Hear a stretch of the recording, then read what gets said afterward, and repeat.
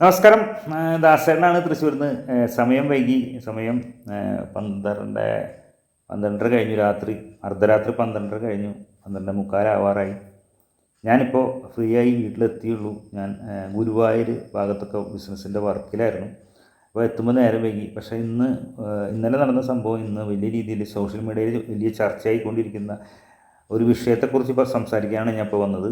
നിങ്ങൾക്ക് എല്ലാവർക്കും അറിയാം, നമ്മുടെ പ്രിയങ്കരനായ ആസിഫ് അലിയെ പൊതുവേദിയിൽ നാണക്കേടുണ്ടാക്കുന്ന രീതിയിൽ രമേശ് നാരായണൻ എന്ന ഹിന്ദുസ്ഥാനി സംഗീത സംവിധായകനായിട്ടുള്ള, അതുപോലെ സംഗീതജ്ഞനും ഗായകനും ഒക്കെ ആയിട്ടുള്ള രമേശ് നാരായണൻ എന്ന വ്യക്തി വളരെ മോശപ്പെടുക എന്ന് പറഞ്ഞു കഴിഞ്ഞാൽ, ആസിഫ് അലി എന്ന നടൻ മലയാള സിനിമയിലെ ഇന്നത്തെ ചെറുപ്പക്കാരായ നടന്മാരുടെ ഇടയിൽ വളരെയധികം പ്രതീക്ഷയുള്ള, വളരെ അടുത്ത ലെവലിലേക്ക് പോയിക്കൊണ്ടിരിക്കുന്ന നടന്മാരിൽ ഒരാളാണ് അല്ലേ. നമുക്കെല്ലാവർക്കും അറിയാം, പൃഥ്വിരാജായാലും ഫഹദ് ഫാസിലായാലും ദുൽഖർ സൽമാനായാലും ടൊവിനോ തോമസ് ആയാലും അങ്ങനെയുള്ള ആ ലെവലിൽ നിൽക്കുന്ന ഒരു വ്യക്തി കൂടിയാണ്. അതിലേക്ക് ആ സ്റ്റെപ്പിലേക്ക് വന്നുകൊണ്ടിരിക്കുന്ന ഒരു നടനാണ് ആസിഫ് അലി അഭിനയിച്ചുള്ള എല്ലാ കഥാപാത്രങ്ങളും അദ്ദേഹത്തിൻ്റേതായ രീതിയിൽ അദ്ദേഹം വളരെ ഗംഭീരമായിട്ട് അവതരിപ്പിച്ചിട്ടുണ്ട്. എന്നാൽ ഗംഭീര നടനാണോ എന്ന് ചോദിച്ചാൽ, അല്ലെങ്കിൽ വലിയ വലിയ കഥാപാത്രങ്ങൾ ചെയ്തിട്ടുണ്ടോ എന്ന് ചോദിച്ചാൽ അതൊന്നും ചെയ്തിട്ടില്ലെങ്കിലും ഉള്ള കഥാപാത്രങ്ങൾ വെടിപ്പായും വൃത്തിയായി ചെയ്യുന്നൊരു നടൻ കൂടിയാണ്. ആർക്കും ദേഷ്യമില്ലാത്ത, ഒരു ട്രോളും ആരും ചെയ്യാത്തൊരു നടൻ കൂടിയാണ്. മറ്റുള്ള നടന്മാർക്ക് എല്ലാവർക്കും ട്രോളും അല്ലെങ്കിൽ ഒരു വിഭാഗീയതൊക്കെ ഉണ്ടെങ്കിൽ, ആസിഫ് അലിക്ക് ആരും അദ്ദേഹത്തെ ട്രോളാവുന്നതും ഒന്നും കണ്ടിട്ടില്ല നമ്മൾ. അപ്പോൾ ഒന്നിലും പെടാതെ എന്ന നല്ല രീതിയിൽ എല്ലാവർക്കും ഇഷ്ടപ്പെടുന്ന ഒരു വ്യക്തി കൂടിയാണ്. അപ്പോൾ എന്നെ സംബന്ധിച്ചിടത്തോളം എനിക്ക് ഈ കാറ്റഗറിയിലെ നടന്മാരിൽ ഒരു പ്രത്യേക ഇഷ്ടം കൂടിയുള്ള ഒരു നടനാണ് അദ്ദേഹം, ആസിഫ് അലി എന്ന് പറഞ്ഞു കഴിഞ്ഞാൽ. ആർക്കും അദ്ദേഹത്തോടൊരു വിദ്വേഷം അല്ലെങ്കിൽ ഒരു ഇതൊന്നുമില്ല. കാരണം ആളുടെ സംസാര ശൈലിയും ആളുടെ പെരുമാറ്റവും കാര്യങ്ങളൊക്കെ കാണുന്ന സമയത്ത് നേരിട്ട് പരിചയം ഇല്ലെങ്കിലും ആളായിട്ടൊരു ഒരു നല്ല ഇഷ്ടമുള്ളൊരു വ്യക്തി കൂടിയാണ് ആസിഫ് അലി. അപ്പോൾ ആസിഫ് അലിയെ ഇന്നലെ നടന്ന ആ പ്രോഗ്രാമിൽ, അതായത്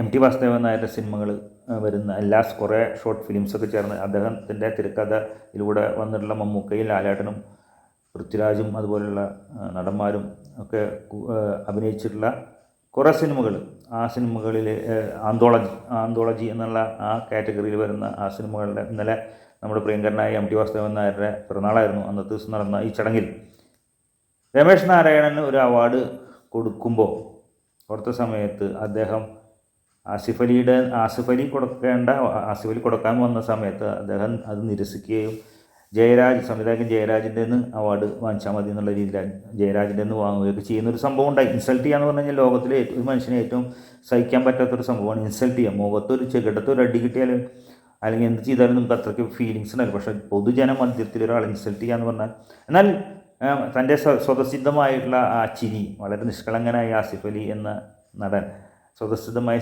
ചിരിച്ചുകൊണ്ട് ആ ഭാഗം ഗംഭീരമാക്കിയിട്ട് തന്നെ അദ്ദേഹം കൈകാര്യം ചെയ്തു. അതോടുകൂടി ഇന്നലെ മുതൽ നമ്മുടെ രമേശ് അണ്ണൻ എയറിൽ നിന്നും പോയി ശൂന്യാകാശത്തെ വട്ടമിട്ട് പറക്കുന്നൊരു ചെമ്പരന്തായി മാറിയിരിക്കുകയാണ്. ശൂന്യാകാശത്തിന് മുകളിൽ പോയി ആൾ. ഇനി ഇറങ്ങണമെങ്കിൽ ഒരാഴ്ചയും പിടിക്കും. അപ്പോൾ രമേശ് നാരായണൻ ഈ പോസ്റ്റ് ഇടാനുള്ള അത്ര വലിയ ഗഡിയൊന്നുമല്ല, അത്യാവശ്യം നല്ല സംഗീത സംവിധാനം തന്നെയാണ്. എങ്കിലും ഇത്രയും വലിയ ഗംഭീരങ്ങളായിട്ടുള്ള മലയാള സിനിമയിലും ഇന്ത്യൻ സിനിമയിലും വിരാജിക്കുന്ന സംഗീത സംവിധായകർക്കും അതുപോലത്തെ ഗായകർക്കും, അപ്പോൾ അങ്ങനെയുള്ള സമയങ്ങളിലൊക്കെയാണ് നമ്മൾ പല അതുല്യ കലാകാരന്മാരെയും നമ്മൾ ഓർമ്മിക്കുന്നത്. SPB എന്നൊരു ഗായകനുണ്ട്. ഞാൻ അദ്ദേഹത്തിൻ്റെ ഏറ്റവും വലിയൊരു ആരാധകനാണ് SP ബാലസുബ്രഹ്മണ്യം. അദ്ദേഹത്തിനൊക്കെ വിനയം എന്ന് പറഞ്ഞു കഴിഞ്ഞാൽ നമുക്ക് ചിന്തിക്കാൻ പറ്റാത്തതാണ്. ഞാൻ അത്യാവശ്യം പാട്ട് പാടുന്ന വ്യക്തിയാണ്. ഞാൻ അദ്ദേഹത്തിൻ്റെ പാട്ടുകളാണ് കൂടുതൽ പാടാറ്. അദ്ദേഹത്തിൻ്റെ സ്വരവുമായി ചേർച്ച ഉണ്ട് എന്ന് പലരും പറയാറുണ്ട്.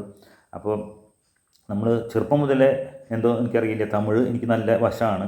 തമിഴ് എഴുതാനും വായിക്കാനും നന്നായിട്ട് അറിയാം. ആരും പഠിപ്പിച്ചൊന്നുമില്ല, അല്ലെങ്കിൽ പഠിക്കാൻ പോയിട്ടൊന്നുമില്ല. ചെറുപ്പം മുതൽ എന്തോ ഒരു വാസന. അത് പറഞ്ഞു വരുന്നത് വേറെ വിഷയത്തിലേക്ക് പോകുന്നില്ല. അപ്പോൾ അവരൊക്കെ കണ്ടിട്ടുള്ളത് SP ബാലസുബ്രഹ്മണ്യത്തിനൊക്കെ നമ്മൾ ഒരു അഹങ്കാരമില്ലാത്തൊരു വ്യക്തി.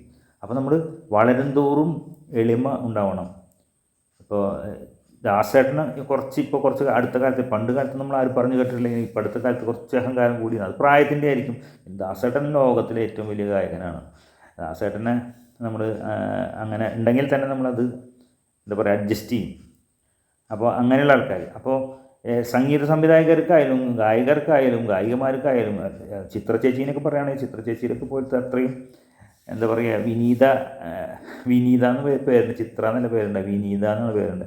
അത്രയ്ക്ക് വിനീത ആയിട്ടുള്ള ഇവരൊക്കെ 7 ലക്കത്ത് വരാത്ത ഈ രമേശ് നാരായണ ഇത്ര വലിയ അഹങ്കാരം കാണിച്ചത് വളരെയധികം നമുക്ക് എല്ലാവർക്കും, അതായത് ഇന്ത്യയിലുള്ള മലയാളികൾക്ക് എല്ലാവർക്കും നാണക്കേടുണ്ടാകുന്നൊരു സംഭവമാണ് അദ്ദേഹം ചെയ്തത്.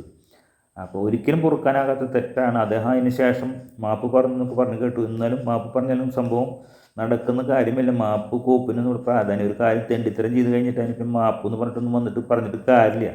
നമുക്കറിയാലോ, എന്ത് കാര്യത്തിനും പബ്ലിക് എല്ലാവരും വന്ന് ആളെ എയറിൽ കയറ്റിയ സമയത്ത് എയറിൽ നിന്ന് ഇറങ്ങാൻ വേണ്ടി മാപ്പ് പറഞ്ഞുകൊണ്ടൊന്നും കാര്യമില്ല.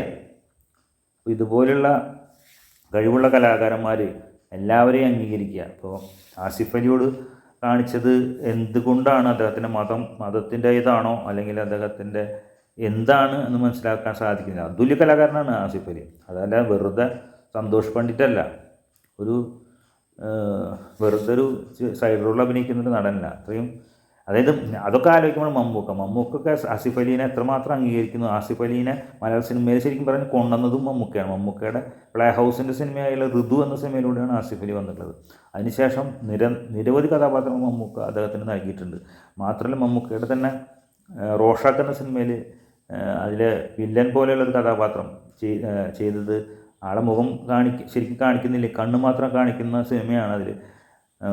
അതുവരെ ഗംഭീരമായിട്ട് അദ്ദേഹം കണ്ണുകൊണ്ട് അഭിനയിച്ച് തകർത്തതാണ്. അതിനുശേഷം മമ്മൂക്ക അദ്ദേഹത്തിന് എന്താ പറയുക വാനോളം പുകഴ്ത്തുകയും അദ്ദേഹത്തിനൊക്കെ എന്താ പറയുക പ്രോത്സാഹിപ്പിക്കുന്നതും അല്ലെങ്കിൽ അദ്ദേഹത്തിനെ സ്റ്റേജിൽ വിളിച്ച് ആദരിച്ചതും അതുപോലെ തന്നെ വില കൂടിയ വാച്ച് സമ്മാനമായി കൊടുക്കലും, അങ്ങനെ എല്ലാവരും അത്രമാത്രം സ്നേഹിക്കുന്ന ആസിഫ് അലീനെ ഈ പറഞ്ഞ രമേശ് നാരായണൻ എന്താ പറയുക ഒതുക്കാൻ ശ്രമിച്ചിട്ടുണ്ടെങ്കിൽ അല്ലെങ്കിൽ അവാർഡ് തരുന്നത് വിസമ്മതിച്ചിട്ടുണ്ടെങ്കിൽ അതിൻ്റെ വിഷമം ശരിക്കും പറയാൻ വെച്ചാൽ നമ്മളെപ്പോലുള്ള മലയാള സിനിമയെ ഇന്ത്യൻ സിനിമയെ ഇഷ്ടപ്പെടുന്ന നടിമാരെ ഇഷ്ടപ്പെടുന്ന നമ്മൾക്കൊക്കെ വളരെ ഫീലിംഗ് ഉണ്ടായ കാര്യമാണ്.